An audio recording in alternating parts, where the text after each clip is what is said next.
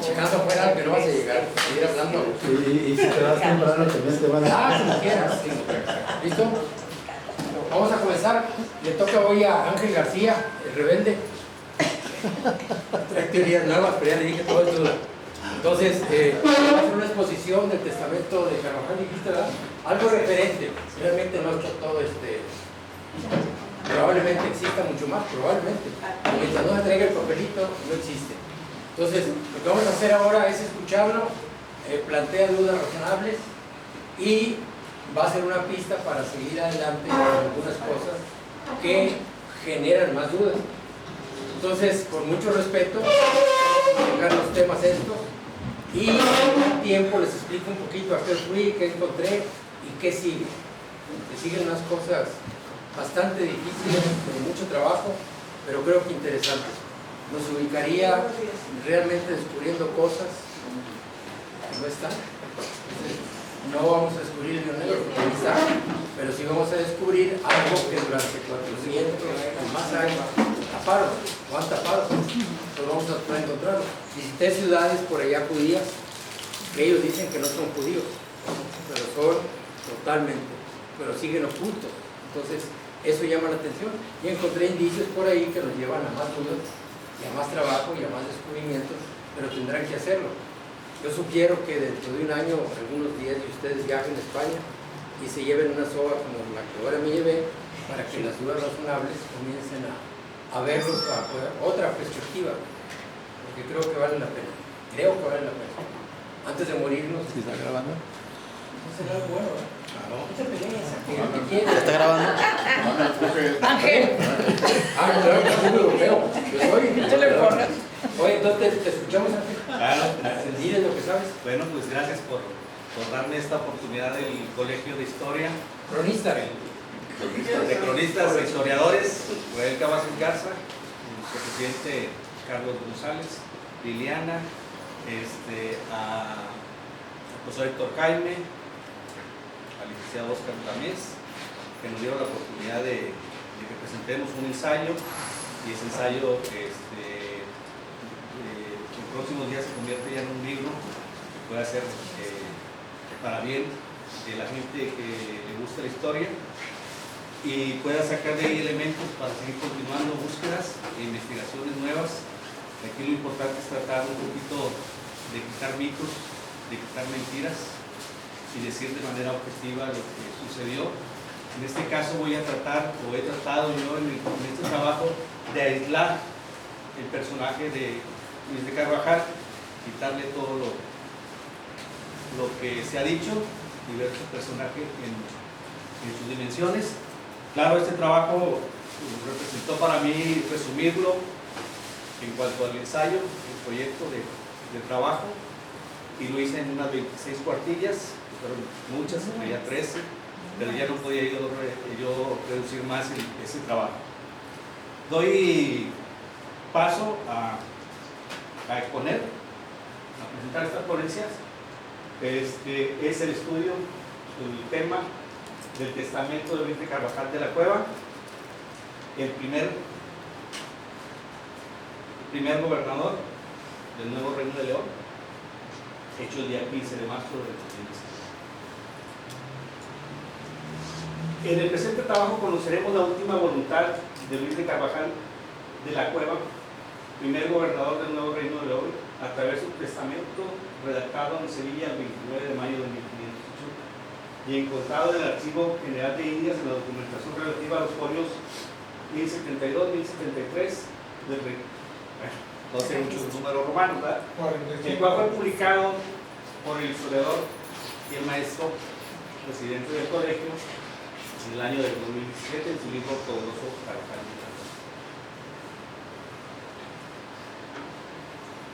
Me complace mucho y me siento sumamente orgulloso de compartir con ustedes un descubrimiento que logré a base de mucho tiempo de investigación, el cual no ha sido comentado por ningún historiador ni genealogista de nuestro estado de Nuevo León, ni siquiera de la República Mexicana. Tal vez alguno de ustedes ya lo haya escuchado o leído, pero no le ha dado la debida importancia. Se trata del estudio del testamento de Luis de Carvajal, en donde además encontraremos que existió para mí, en lo personal, Quizá dejo la duda, pero lo trataré de mostrar con documentos, un segundo testamento bíblico. Esta historia que yo empecé a trabajar, como me gusta la genealogía y me gusta la historia del siglo XVI, pues escudriñando ahí la genealogía, pues descubrí que un personaje de mi familia se encontraba con Luis de Carvajal, Juan López de Llano. Él fue de los primeros que entró a poblar la villa de San Luis, hoy Monterrey, Nuevo León.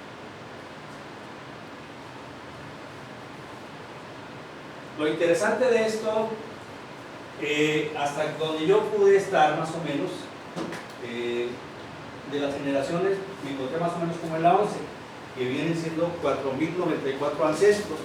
Y a veces nosotros vamos con la idea de buscar ancestros de otro tipo.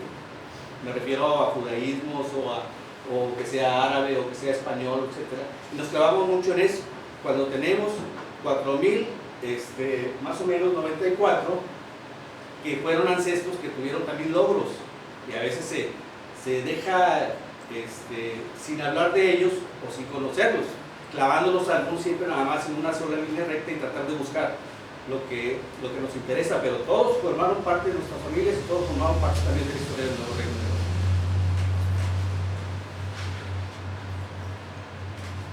Para poder realizar esta investigación, pues yo me basé en las cartas del virrey de la Nueva España, Martín Enríquez de Almanza, en las cartas de informaciones y méritos de Luis de Carvajal, en la siguiente capitulación otorgada por el rey Felipe II, en documentos notariales, en el testamento que analicé del maestro Carlos, el proceso de Inquisición también de Luis de Carvajal el Mozo, que se encuentra en varias bibliotecas, una de ellas es de la Fusina. Les recomiendo que vayan a ver este proceso, son dos procesos que tuvo el Mozo aquí en México. Empecemos ya. En la sociedad que vivía Carvajal y de la Cueva, era obligación hacer testamentos frente a la muerte, y era muy común que quienes partirían de a la Nueva España estaban conscientes de que podrían ser sus últimas palabras escritas, ya que al morir en las Indias era un asunto cotidiano. Los que venían ahí no sabían si venían o llegarían aquí a la Nueva España. Por la cuestión de los barcos, hubo muchos barcos que se hundieron, batallas con piratas, y algunos no llegaron a la Nueva España. Entonces Luis de Carvajal, al momento de estar ahí en España, tuvo esa precaución, y más la precaución porque tenía sobre su persona el gobierno del Nuevo Reino de Dios. Este documento es importante, el testamento me refiero, porque además de conocer ahí la personalidad, las creencias y pensamientos de Carvajal, nos aporta una rica información acerca de la ascendencia, estado civil, actividad que desempeñaba Carvajal. En él nos enteramos que Luis de Carvajal era hijo legítimo de Gaspar de Carvajal y Catalina de León, quienes para el año 1580 ya habían fallecido, que era natural de Villavente, que estaba casado con Guiomar de Rivera hace aproximadamente 15 años, lo manifiesta en el testamento. Estamos hablando de que se casó más o menos en 1565, a la fecha en que redacta el testamento en 1580. En la vida de Benavente también menciona ahí en el proceso, esto es en el testamento, pero en el proceso de Inquisición, Carvajal menciona que es natural de Mogaduro, que es lo más probable que haya sido de Mogaduro, que vivía en Benavente. Nuestro personaje, como lo veremos, texta en 6 folios.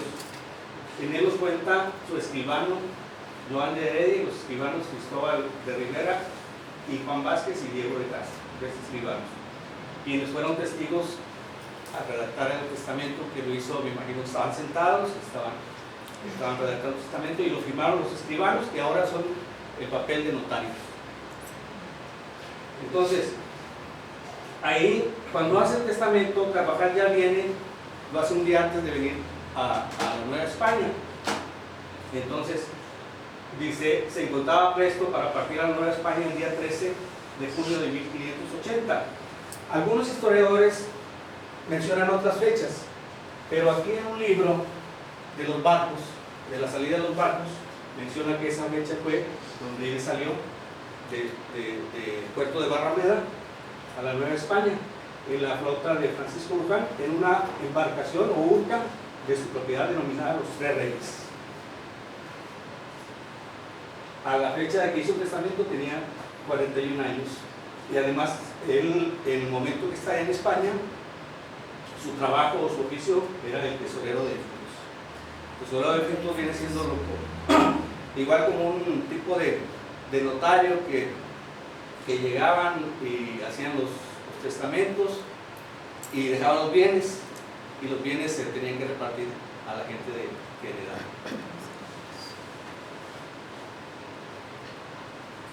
Además del testamento abierto conocupativo, existió otro testamento de Luis de Carvajal, de los denominados cerrados, el cual fue redactado, posiblemente eso lo pongo en duda, pero ahorita lo veremos, en 1583 o 1584.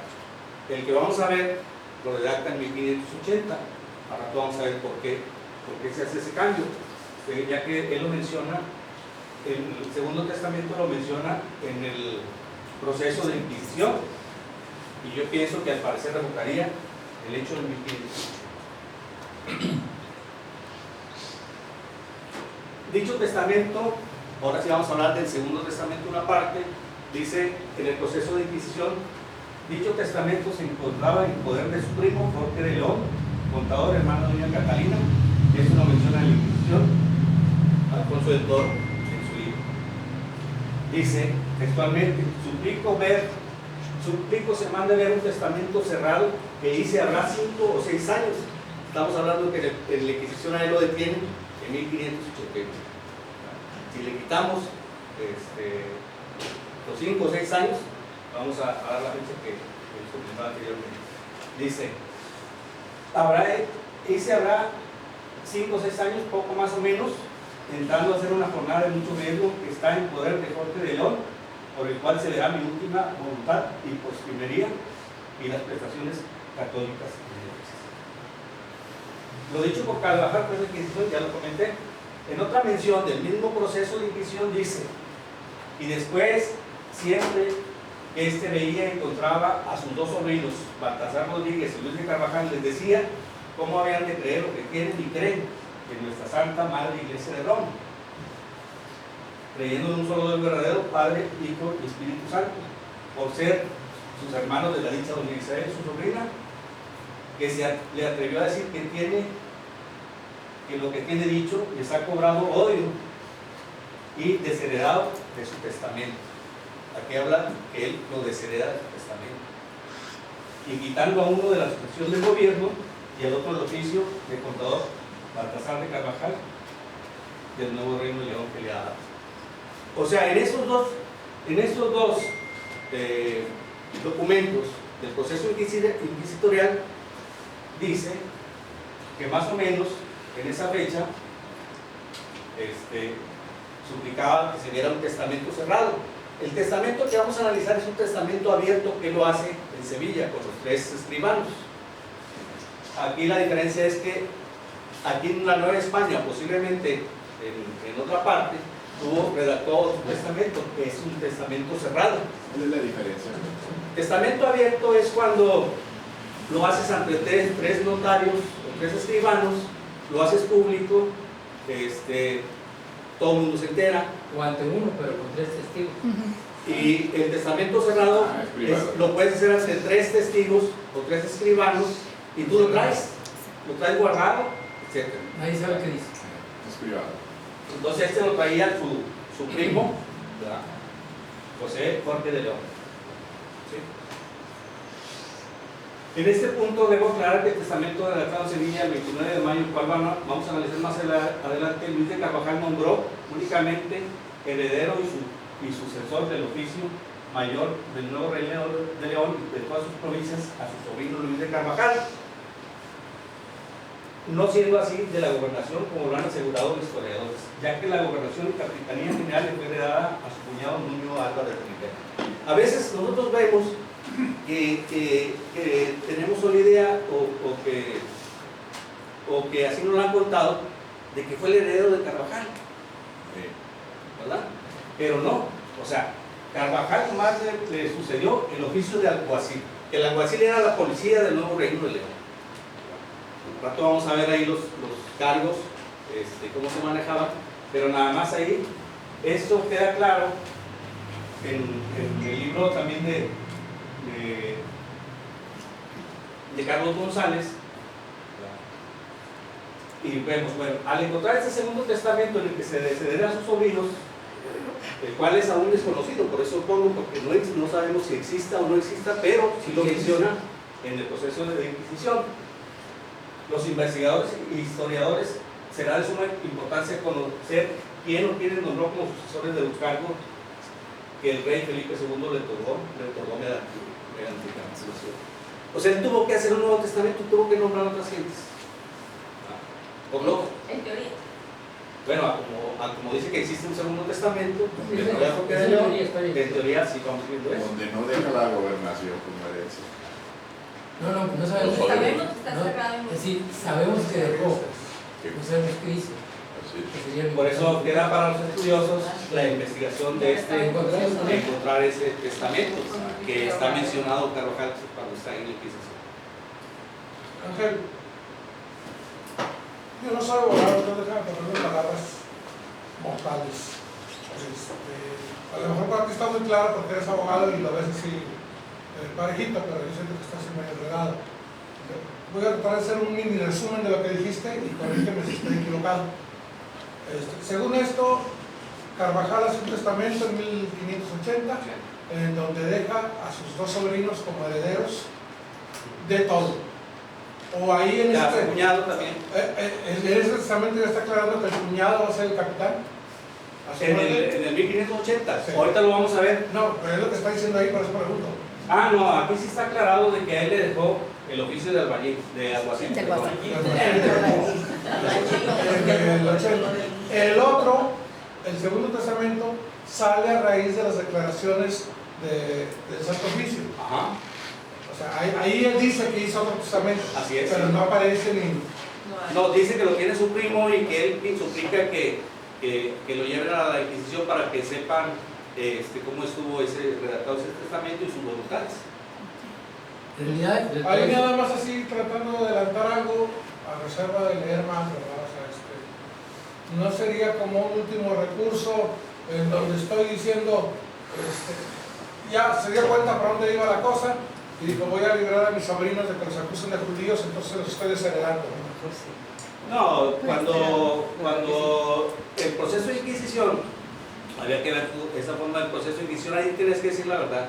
Y te daban, si vemos en los procesos de Inquisición, te daban oportunidad de seguir recordando cosas y váyase otra vez allá al calabozo, váyase a la cárcel y vuelva con lo que haya recordado. Y hasta, inclusive en el testamento, en la Inquisición, Carvajal le asignan un abogado, él escribe también por su propio puño y letra cómo estuvo la situación, ¿verdad? Hoy O sea, un abogado, tiene abogado. Déjame explicar algo, por favor. En realidad, en el juicio de la Inquisición, Carvajal, entre otras cosas, trata de probar que de todo lo que se le acusa es infundado, porque él hace primero una carta, la segunda vez una carta de méritos y en la otra un memorial. Y entonces ese memorial y esa carta de méritos se le entrega al cura, su sobrino, Gaspar de Carvajal, que se pierde y luego otros historiadores le ponen otro nombre, lo ubican en Argentina, lo ubican quién sabe dónde, pero nunca fue probado eso. Y lo que sí encontré, como Ángel encontró otras cosas también interesantes, lo que sí encontré que en el 93, en la Inquisición de España, están reclamando a Gaspar de Carvajal que lo dejen ejercer de nueva cuenta el ministerio, o sea, volver a ser cura, y que ya le quiten el San Benito, igual al resto de la familia Carvajal, en el 93. O sea, no sé si los dejaron o no, evidentemente sí, porque en el 96 son reaprendidos y en un sumario, en un juicio muy rápido, son llevados a la hoguera. O sea, otra duda más. Pero por lo pronto, a mí me gustaría saber si Gaspar de Carvajal realmente aportó o no, o dónde dejó. Lo cierto es que esas cartas, la de méritos y el memorial, los tenía que haber entregado en la audiencia de Guadalajara. Pues bien, después desde el año 2000 aparecen en la audiencia de Guadalajara, pero en Sevilla, en el archivo de indios, no en la audiencia de Guadalajara, aparecen perdidas por allá, pero 400 años después. O sea, entonces yo creo que Carvajal trató de justificar que todo lo que decía era cierto, y menciona lo de Gaspar de Carvajal, y también menciona esta situación que tú dices, pero evidentemente va a estar, pues bueno, es toda una tarea. Encontrarlo y abrirlo. ver las circunstancias que llevaron Y abrirlo, es cerrado. Bueno, ya se debe haber abierto, ya lo conocía Jorge de León. Pero no, Cerrado no me refiero a que haya estado sobre cerrado. Cerrado me refiero que estaba. que era privado, era él, lo traía él. ¿verdad? Lo lacraban. Sí lo lacraba, pero Carvajal Se abre hasta después de su muerte. O sea. Sí, el cerrado es lacrado. Y lo dejaban ellos, viene desde allá. Pero pues es cierto, o sea, no lo vamos a saber. Que ahí llama la atención también algo. O sea, si lo menciona es como un asunto mucho mayor, no se trataba nada más de la familia Carvajal. No. Y esas son las pistas. Era un proyecto mucho más grande que incluía toda una comunidad que quería Salva. salvar. Bueno, eso Sí, viene para dudas, Sí. ¿verdad? Porque también el pleito que tuvo Carvajal no fue un pleito pequeño con los sobrinos. ¿verdad? Es ahí donde ya Carvajal se molesta que lo estén hostigando ahí para que sea judaizante.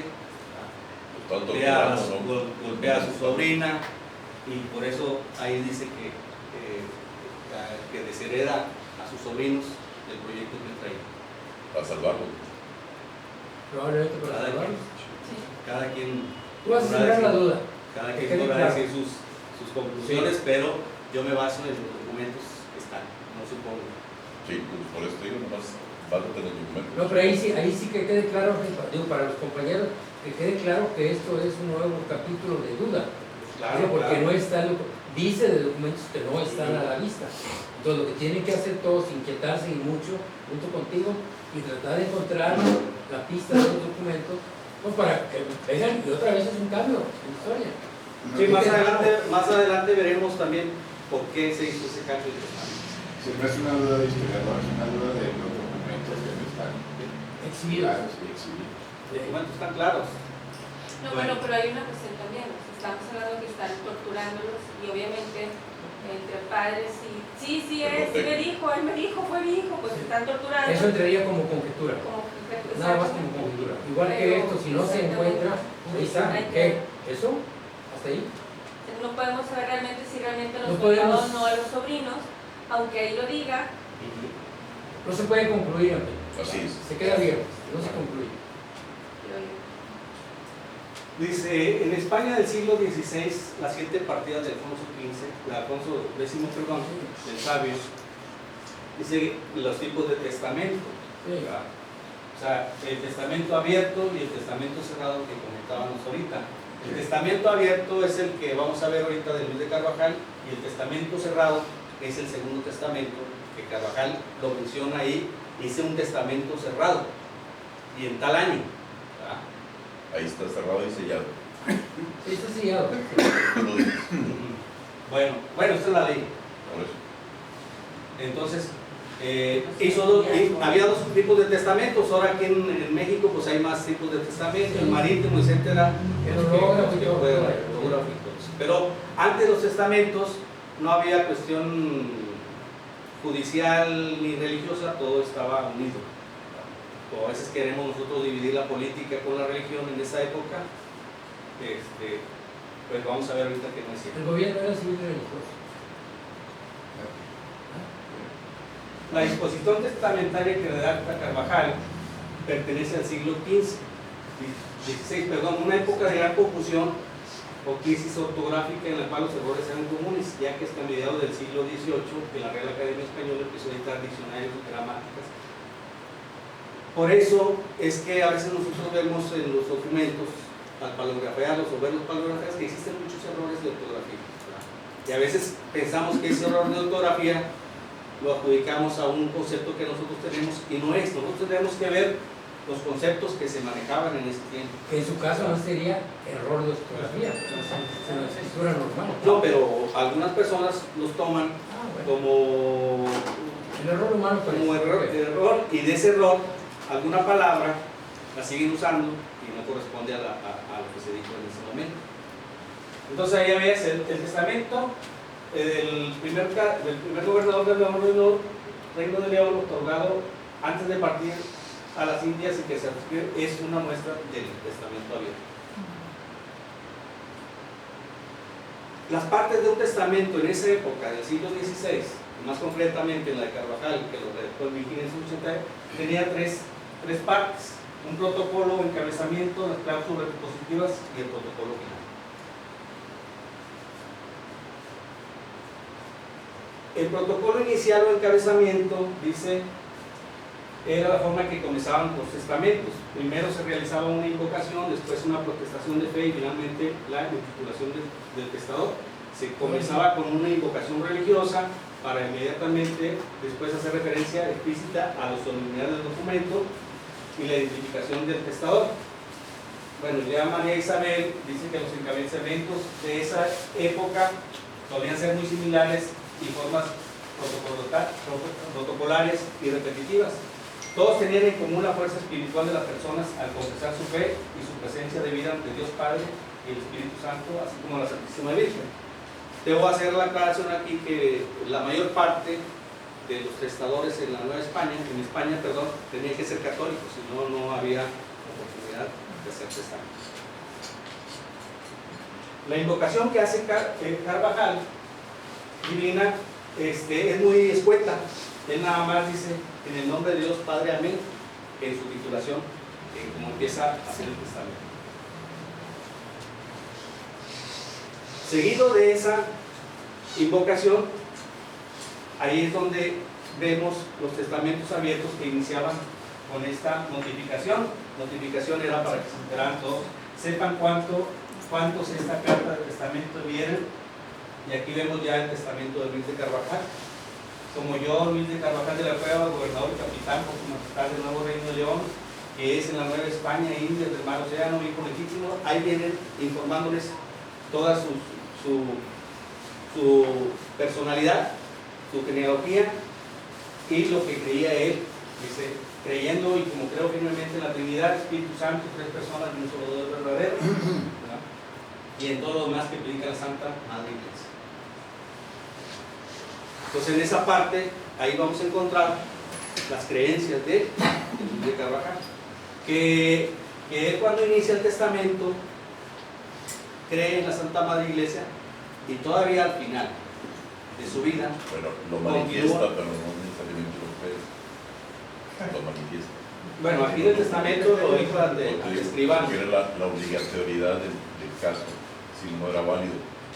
Entonces lo manifiesta como tal, pero tenemos que entender que eran criptojudíos. Claro, uno no está diciendo, yo no estoy diciendo que... O sea, es que tú estás afirmando que lo creían. Es una duda. Ah, sí, son dudas, Sí, pero vamos a lo ver. de Egipto es cerrado. O sea, que ellos trataban de tapar. O sea, nunca lo vas a encontrar abierto, por más que se diga, es cerrado. Digo, no el testamento, la actitud, las conductas, todo. Por eso la negación es absoluta de Carvajal. Es que en esa actividad menciona el Cristo, por eso es muy Claro que lo tiene que mencionar, ¿no? Exacto.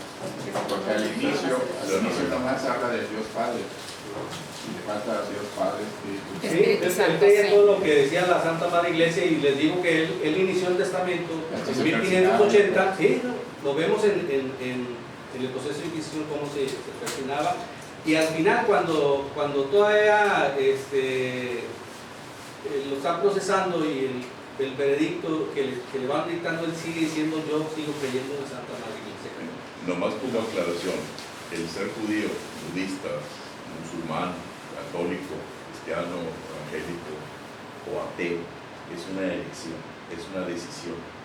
Eso no le quita el origen sanguíneo que traía de sus ancestros judíos. O sea, es una diferenciación. O sea, mucha gente se convirtió al cristianismo obligadamente y fervientemente abrazó la fe, ¿sí? Pero otros continuaron con sus costumbres judías, y por esas costumbres judías fueron atacados y perseguidos. Entonces se tenían que cuidar enormemente de no mencionar ninguna palabra que pudiera sospechar o costumbre sus orígenes judíos, porque tenían que demostrar en 5 generaciones que eran cristianos viejos. Entonces era algo sumamente difícil de poder hacer. Entonces los documentos que se envían hay que verlos de las dos maneras, porque así como encontrarás cosas que reafirman lo que estás mencionando, que él era ferviente católico, va a haber cosas que van a ser todo lo contrario.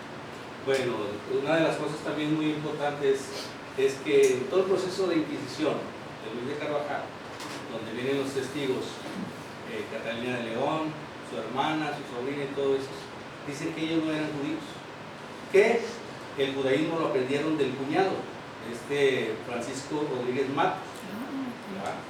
O sea, hay que ver el proceso de Inquisición. Sí, ahorita vamos a ver por qué Guiomar, ¿verdad? Las mentiras que contó para mí, en lo personal, y dejo la duda, Isabel de Carvajal, en contra de Guiomar, que ya había fallecido, y por eso empezó a acusar a estas personas. Pero sí lo aclaran muy bien tanto Catalina como la esposa de Rodríguez Matos, inclusive Luis de Carvajal el Mozo, que el que les enseñó el judaísmo era Francisco Rodríguez Matos. Pues sí, lo vamos a ver en una próxima sesión. Sí, les traigo el documento. Le afirmo lo que tú dices, les enseñó la doctrina, porque ya se había perdido, eran 100 años después de la expulsión. Lo que no deja dudas es su origen étnico, ¿sí? Su origen sanguíneo. Ellos lo traían y obviamente las costumbres que ellos tenían seguían permaneciendo. Hay que ver ahí. Entonces, la cuestión del judaísmo se manejaba como una enseñanza, ¿sí? Una enseñanza de cuestiones religiosas, pero no la cuestión de costumbres judías y la herencia que ellos traían, ¿sí? Son dos cosas diferentes que manejar. Ellos se van a negar siempre judíos, porque si no los mandaban a la hoguera y pues... No, por ejemplo, Isabel nunca lo negó y el Mozo nunca lo negó y después empezó a negar. Pero Isabel, ella nunca negó su judaísmo, y Isabel la que dice, a mí me enseñó mi padre y a mi padre le enseñó a mi hermano. Sí, pero después de todas las torturas que le hicieron. No, bueno, ya se sería otras. Y además tenemos que explicar, porque merece una explicación, cómo es que los dejan libres, les quitan el San Benito, dejan ejercer el ministerio de la Rotura, siendo que estaban confesos. Bueno, pero hasta la muerte de Carvajal se quita la presión. Exactamente. Entonces es otro muy importante motivo. Yo no lo voy a afirmar, no lo sé. Había que ver ahí del proceso, cómo era el proceso inquisitorial. La Inquisición. Terrible. O sea, no, el proceso de la Inquisición no era peor que la cárcel de corte. Eso está ya. Eso no le quita lo terrible. El proceso de Inquisición todo se escribía, tenían abogados, tenían todas las facilidades. Y no era igual que la cárcel de corte, que al principio ahí lo llevaron por la cuestión de las jurisdicciones, de otras cosas, que ahí sí al pobre hombre sí le fue mal. Desde el punto de vista legal, ¿sí? Que no había apoyo jurídico, digamos. La cárcel de corte no estaba supervisado por los virreyes. Porque la cárcel de corte dependía directamente del virrey. Es más, en su propio palacio estaba la cárcel de corte, en este caso era el Palacio ahora Nacional. Entonces, dependía, no va por donde quiero la cosa, inclusive lo mata. Me parece que fue el caso de Carvajal, que se muere de pena del balazo que le dio en la cabeza, ¿verdad? Ahorita vamos a ver eso, por qué se muere, y vamos a ver. Se muere tan rápido. Aquí en esta parte donde declara Carvajal también en su proceso, dice que es de Benavente y de Mamaduro, perdón, y en el Pasajeros a Indias él declara que es de